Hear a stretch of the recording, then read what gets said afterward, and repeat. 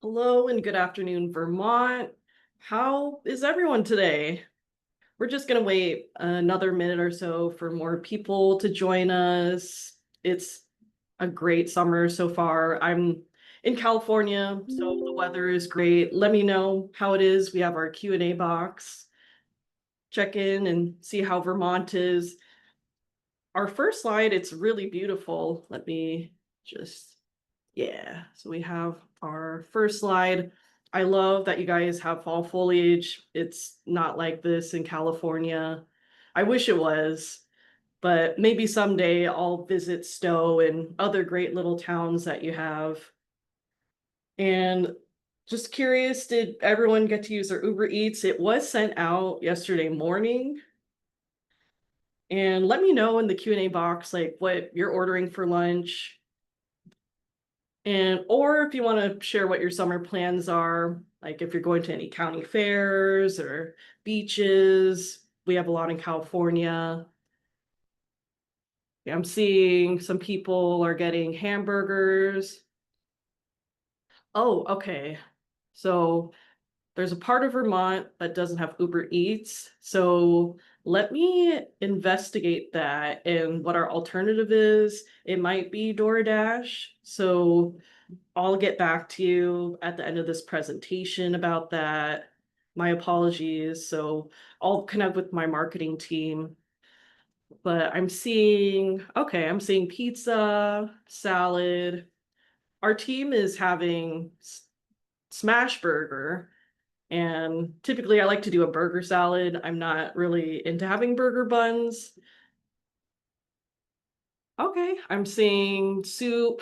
Oh, okay, sushi. I, yeah, seafood, definitely love seafood. Okay, so I'm seeing we have a lot more people have joined. So before we start, just wanted to go over some housekeeping.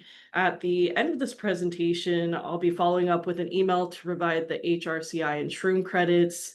If you have any questions throughout the presentation, I'll do my best to check the Q&A box and get back to you as soon as possible, as these questions will be saved.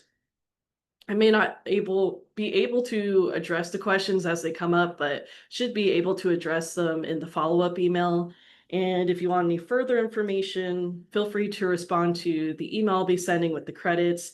And then we're also going to send a recording of the presentation you can share with your colleagues. That's typically sent through like Zoom recordings.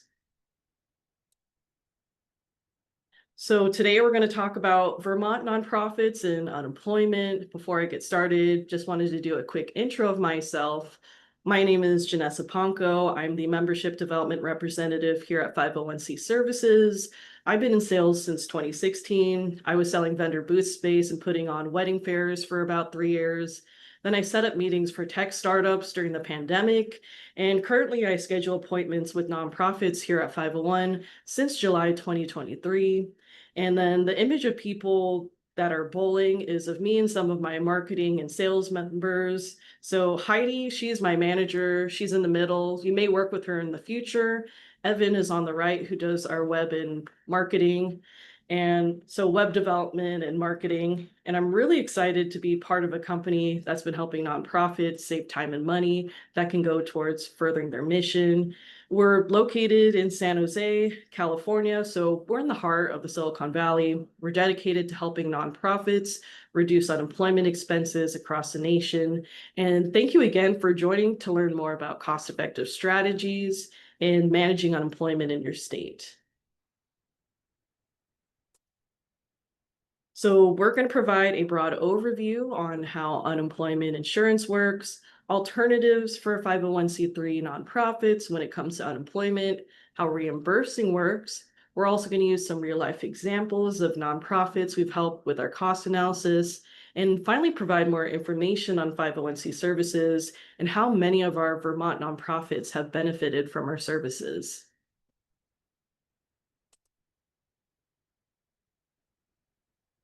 First of all, just wanted to start off with a little history to put unemployment in perspective. Unemployment started in the US in the 1930s following the Great Depression and New Deal, where the federal government wanted to create a safety net for workers who lost their jobs through no fault of their own. From 1930 to 1972, 501c3 organizations didn't pay into unemployment benefits for separate employees. Although they saved the money from paying these taxes, employees that were laid off couldn't reap the benefits of having a safety net that for-profit companies provided. Now, fast forward to 1972, the federal government changed the law under the Social Security Act, where nonprofits they must pay into unemployment, but they were provided different options in how they pay, so the tax wouldn't be seen as an unnecessary expense for them. Unemployment is overseen on the federal level. However, each state gets to manage their own programs however they choose. So throughout the US, you can see different taxable wage bases, tax rates, benefit amounts, but today we're just going to cover information in Vermont. When it comes to management, unemployment rates can be adjusted annually and are adjusted by experience. For instance, if you have a year or two of bad claims, your tax rate will increase. And then most states, including Vermont, run as a risk pool. So what you're putting in doesn't necessarily equate to what you'll get out. And we are seeing that nonprofits are putting more money into that pool than what they're actually getting out of it. And then these total tax liabilities by employers are often greater than the claims paid, with reserves used in times of the recession. And the tax liability is calculated by multiplying the taxable wage base by your employer tax rate. We're gonna do a quick guessing game. So take a guess on what a single claim can cost in Vermont. And feel free to put some guesses in the Q&A box. So I'm seeing 12,000, 9,700, 6,775. I got 20,000, 15,000. So just as a little hint, the total cost is looking at the weekly benefit maximum times the maximum number of weeks someone can claim. And that maximum number of weeks is 26 in Vermont. So I got 8,800, 6,700. All right, one more guess, 11,500. So the maximum amount a single person can claim in unemployment in the state of Vermont can cost $18,954. And just as a caveat, this is what an employer is charged for employee benefits by the state. Those extended benefits you saw in the recession and extra COVID payments, they were covered by the federal government. So the maximum weekly benefit amount in Vermont is $729. When we multiply that number by 26 is how we get that $18,954 for the maximum of what a single person can claim on unemployment. The federal government sets the wage base at a minimum of $7,000. There's no maximum. Currently, Vermont's taxable wage base is set at $14,800, which means for the first $14,800 an employee earns, your organization is taxed on that. And then the minimum tax rate is at 0.4%. The maximum tax rate is at 5.4%. And those are both set by the state. And the last thing I want to note from the previous slide is the improper payment rate, which is at 8.84%. And this overpayment equates to over $15 million in overpayments to former employees who are collecting unemployment from the past 3 years. This is information we get from the Department of Labor. You can see Vermont is one of the many states that's less than 10%. This is important to note as we really encourage you to look over your claims and make sure that you're not overpaying for anybody's claims. Here at 501, we do help organizations monitor this. But if you are managing on your own, you want to make sure that you're properly charged for a former employee's weekly benefit amount.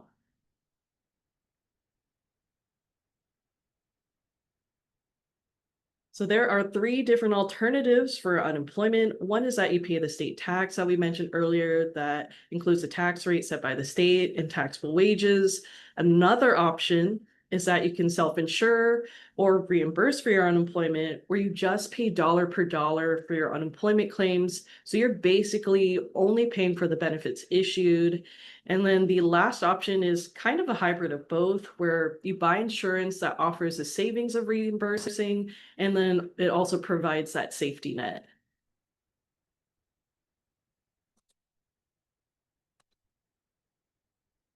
So just to let you know, the qualifications that we look at for considering reimbursing is that an organization must be a 501c3 nonprofit. It includes religious institutions, so churches aren't a part of the 501c3 nonprofits.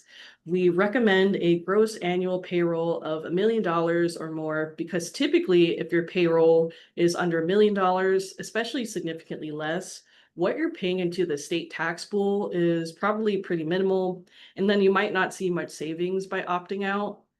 However, there may be some scenarios where you could see potential savings. So our team would be happy to look at your numbers, even if you're just slightly less than $1 million. And then we also look at a positive audit of the past 3 years. So that means in order for reimbursing to benefit you, we try to evaluate if what you paid each year in taxes exceeds what you pay in claims. And we want to make sure that there isn't any major disruption in funding for the next 24 months. So we do recommend to stay with the state tax system if you might have anything from layoffs, reduction in workforce, losing funds, or closing programs where your tax rates may go up with experience. And then you'll probably want to wait once those claims decrease. What it means to reimburse is that your tax rate turns to 0%, and then the state will bill you only for the unemployment claims you receive over the quarter. It's a great way for nonprofits to save money, be a better steward of donor dollars. And then the process is seamless for separated employees. No matter how your employees separated, they'll still go through the same process for EDD, where the state will determine their benefit amount based on their base period pay. And then the only change is how that quarterly bill is calculated. Instead of the state unemployment insurance tax, you're now only responsible for the charges your organization incurs. We work with about 1,500 nonprofits, and several of them are in Vermont. So you're probably wondering what motivates them to reimburse. In most cases, reimbursing saves money. On average, savings can be anywhere from 20 to 40% compared to paying into the state tax system. And this is really the driver for most organizations to switch. Reimbursing eliminates any concern of changes in the state tax, such as any tax hikes you can't control. And then you become a better steward of donor dollars as you just pay for your actual claims than into that state pool. Because employment is managed by the federal government, big picture, reimbursing is allowed in all 50 states. It's best with employers with over $1 million in payroll and at least 15 or more full-time employees. If you're on the borderline, we can certainly talk, as sometimes there may be circumstances where we can consider reimbursing for your organization. And if you are smaller and reimbursing already, we can still consider you for our services and how we can help you reduce your risk.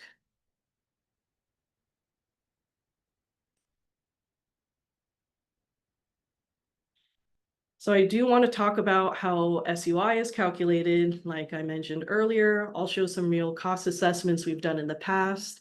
The taxable wage base is customized by each state. So currently Vermont is set at $14,800 for the taxable wage base. All employers in the state pay the same taxable wage base. It represents that first $14,800 of an employee's earnings. There's no maximum and can increase or decrease by any amount each year. And then the tax rate is set annually by the state and is based on experience. So to calculate the contribution amount, you're going to multiply that taxable wage base by the tax rate. So for Vermont, it's that $14,800 times the tax rate range of 0.4 to 5.4%. So this amount means that if each employee makes over $14,800, a company is paying in between $59.2 to $799.2 per employee in unemployment. So about $60 to $800 per employee.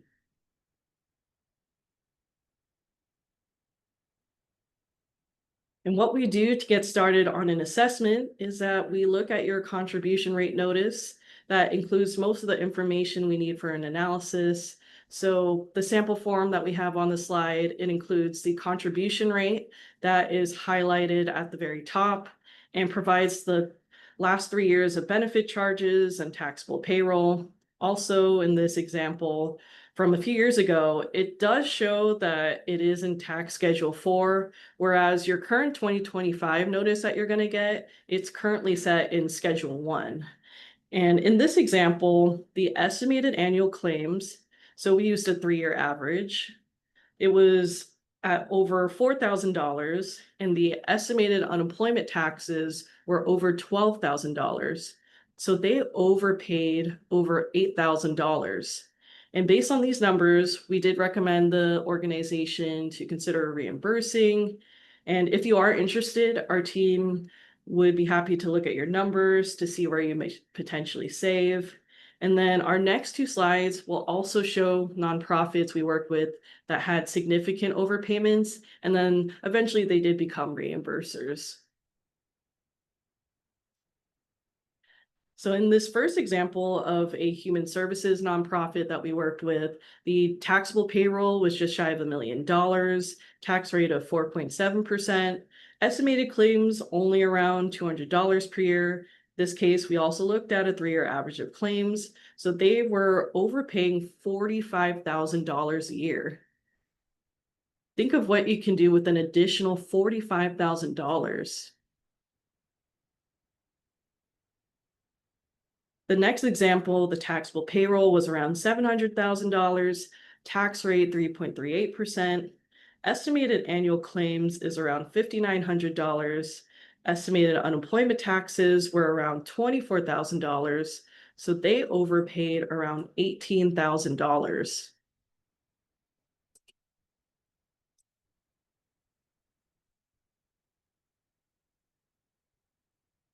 So a little bit more about our company. We were founded in 1982 by former UCP executive John Huckstad. He was looking for ways to save money for his organization, so he came up with the idea of starting a trust.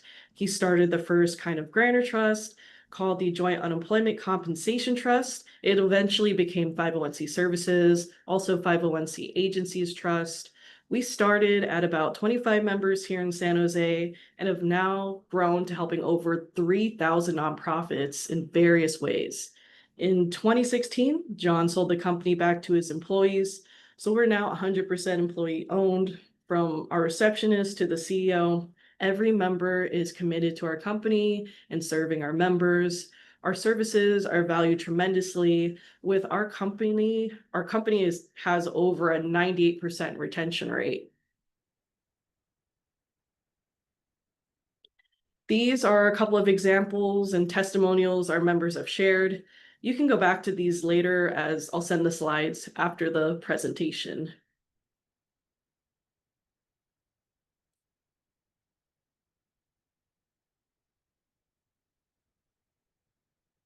So this is a clip from our 40th anniversary celebration a few years ago. It includes testimonials from Anika Lund and Mike Hoffman from Start Early, Mary Sue and Michael Edie from CISC, Sandy Leota and Chris Marshall of Baltimore Center Stage, and Phyllis Austin and Jason Penniger from Boys and Girls Clubs of America.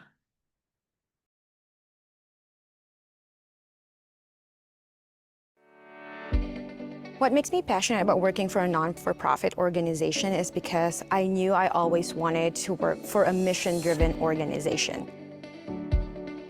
Our mission is to work with immigrant communities so that they can achieve the American dream. 501 helps focus our service to the community by giving us more time. 501 helps us focus on serving our communities by providing services directly to our HR professionals. The biggest benefit for working with 501 is really the transparency and ability to forecast our costs when it comes to our unemployment benefits. They also keep our cash flow steady through claims that are sound and take a lot of the admin burden off of us so we can just stay on autopilot. We're very grateful for all the support you provided over the last 4 decades, and we wish you continued success in the future. Congratulations, 501, on your 40th anniversary. It's been a pleasure serving with you for the last 24 years.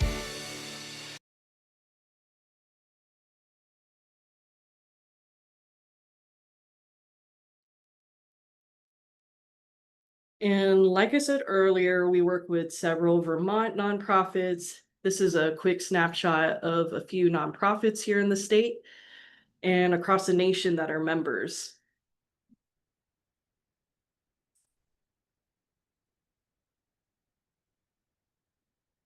And as I said in the video, our members appreciate how we help them alleviate administrative burdens that can come with unemployment. The first way we help nonprofits is through claims management. So our team will help you manage, audit, and protest claims. We offer unlimited access to hearing reps, and our team has an average of about an 80% protest win rate. You'll have a dedicated claims manager once you become a member of our trust, and all of your claims will go through this online portal where you'll be notified when a claim has been filed. So you'll go into that portal to respond to the questions, and if in any case you go on PTO and forget to delegate these kinds of unemployment tasks, it shouldn't be a problem for when a claim isn't responded to in several days. It gets escalated and handled.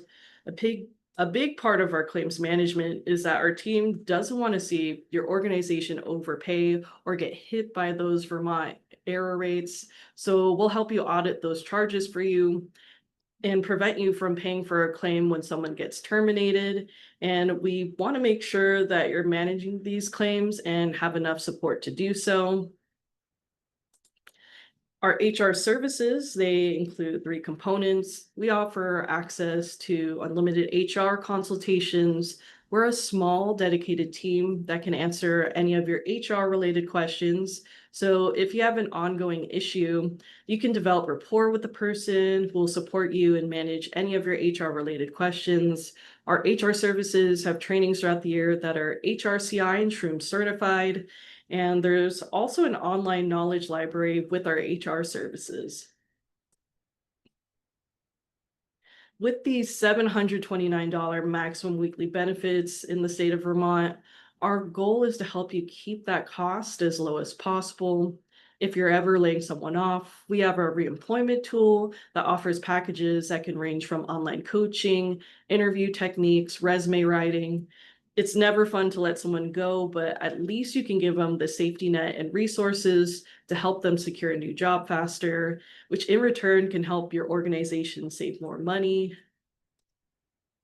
And our protection is the insurance part of our program. Most of our members take our stop loss protection during catastrophic claims. Other than catastrophic claims, for managing the highs and lows of unemployment, we have the trust account. So this is a reserve account owned by our organization where you would be saving for those possible unexpected number of claims.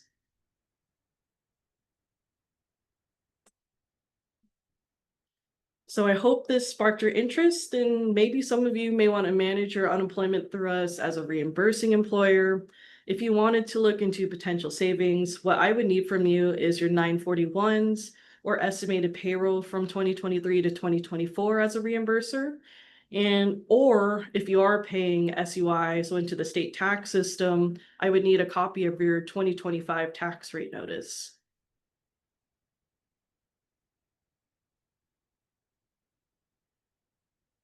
So currently I don't see any questions in the Q&A box. I will stay on for about another minute or so if you did want to put any questions in the Q&A box. Otherwise, I will sign off in about a minute and I'll start sending the follow-up emails with a copy of slides and credits in the next few hours.